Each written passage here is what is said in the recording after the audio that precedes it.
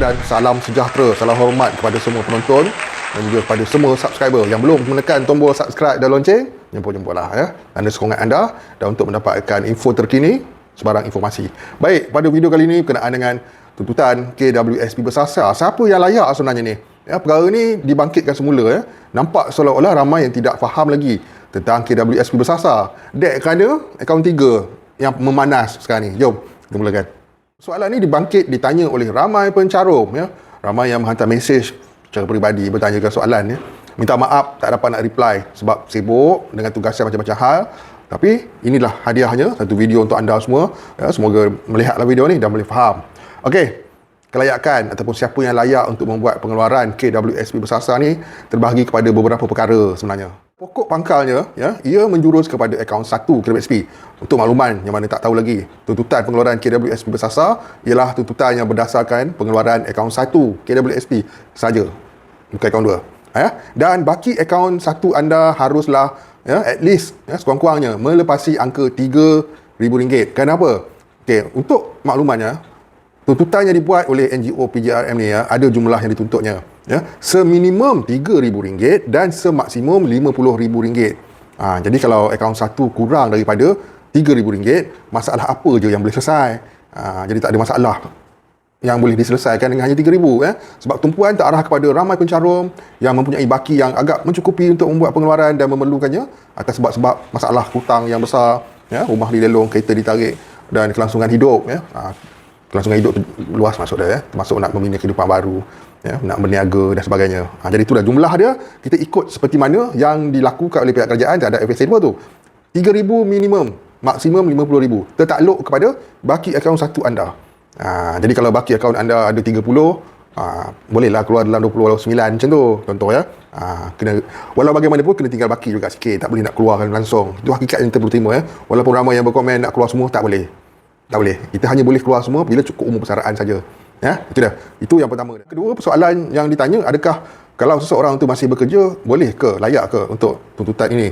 Okey, jawapannya layak, boleh. Ya, tak jadi masalah sama ada seorang pencarum tu masih lagi bekerja, ya, sama ada kerja sendiri, makan gaji ataupun tidak bekerja lagi. Tak jadi soal. Soal sama ada kita ni masih bekerja ataupun tidak, tak menjadi satu persoalan sebenarnya. Sebab banyak orang yang terhimpit dengan masalah hutang ni, mereka juga masih bekerja. Ya, ramai juga golongan yang masih lagi bekerja. Dan ada juga golongan yang dah hilang pekerjaan. Jadi tuntutan KWSP bersasar ni tidak mengira sama ada seseorang pencarum itu masih lagi bekerja ataupun dah tidak lagi bekerja. Ya, asalkan berbalik pada perkara pertama tadi, mempunyai baki yang mencukupi. Ya, itu dia. Kita kena faham ya. Ini ialah satu tuntutan dan desakan. Ia bukanlah suatu permohonan. Kalau permohonan lain jalan cerita dia, kita isi borang kita dapat. Tapi ini ialah perjuangan yang menuntut untuk pengeluaran tersebut, yang mana agak berliku tapi ianya tak mustahil untuk berjaya. Ambil maklum Okey, sekarang kita pergi kepada persoalan yang paling berat, yang paling banyak orang tanya ya. Adakah hanya yang mengisi borang kaji sidik seramai 99,335 orang sahaja yang layak ataupun yang dapat untuk pengeluaran ini ya? Okey, kat sini aku jelaskan dengan lebih mendalam ya, untuk aku bagi korang faham. Sebab aku sendiri pun sedia maklum, nampak gayanya memang ramai pencarum yang tidak mengisi borang kaji sidik, walhal mereka sangat memerlukan. Aku pun tak tahu kenapa ya, borang dibuka banyak kali tapi mungkin masa tu takut kena scam lah, takut ditipu lah dan sebagainya. Okey, macam-macam alasan. Tapi tu tak apa, benda dah lepas, aku tak nak ungkit. Cuma aku nak tegaskan, nak bagi tahu kat sini ya, senarai maklumat dan nama pencarum ya, sebanyak 99,000 lebih tu ialah satu dokumen yang penting untuk pembuktian. Inilah jumlah pencarum yang memerlukan, yang sangat terdesak dan ada senarai pendapatan mereka sama ada masih bekerja ataupun tidak, apa masalah yang mereka alami, hutang tertunggak ke apa benda ke, semuanya lengkap kat situ. Jadi perkara itulah akan dibawa sebagai satu dokumen pembuktian pencarum-pencarum ni ni sebanyak 99K ni memerlukan. Harap faham ya? Bukanlah bermaksud 99,000 ni confirm mereka ni saja. Yang lain tak ada peluang. Okey, itu maklumannya. Kelulusan hanya dibuat oleh pihak kerajaan melalui Kementerian Kewangan daripada menteri sendiri. Jadi sama ada penerimaan dokumen itu bulat-bulat diterima berdasarkan itu saja ataupun ada dibuka kepada pihak lain pula, diperluaskan lagi, wallahu alam. Perkara itu kita tak tahu. Jadi bagi yang terlepas untuk mengisi borang kaji sidik, ya, tak perlu nak stres. Nampaknya ramai yang stres sebab tak isi borang. Okey? Tapi tak perlu risau sebab kelulusan akhir ya, sama ada macam mana mekanismenya ialah suatu yang dibuat oleh pihak kerajaan, bukan oleh pihak NGO. NGO mengumpul data maklumat pencarum untuk dimajukan ke peringkat yang seterusnya.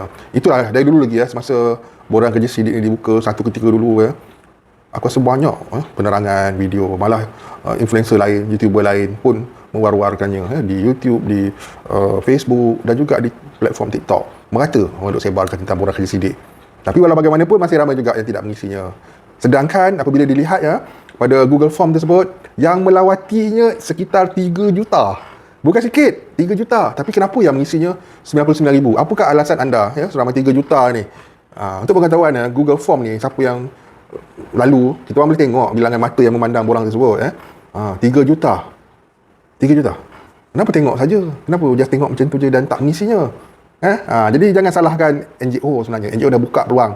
Dan sekiranya ada yang meminta untuk NGO PJRM buka sekali lagi borang, jawapannya tak boleh nak buat macam tu dah. Minta maaf. Sebab semuanya telah siap untuk tindakan yang selanjutnya.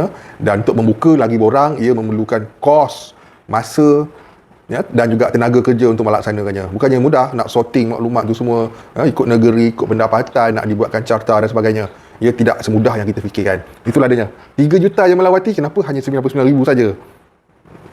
Bukan nak menyalahkan siapa-siapa, tapi renung-renung kan. Mungkin ada di kalangan penonton ni yang pernah melawati tapi tak isi.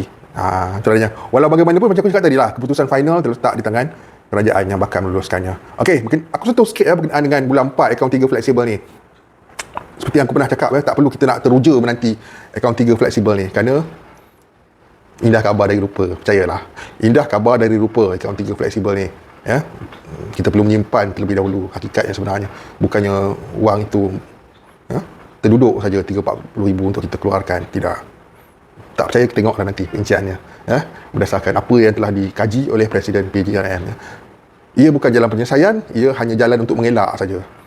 Untuk mengelak apa? Untuk mengelak pengeluaran KWSP bersasar.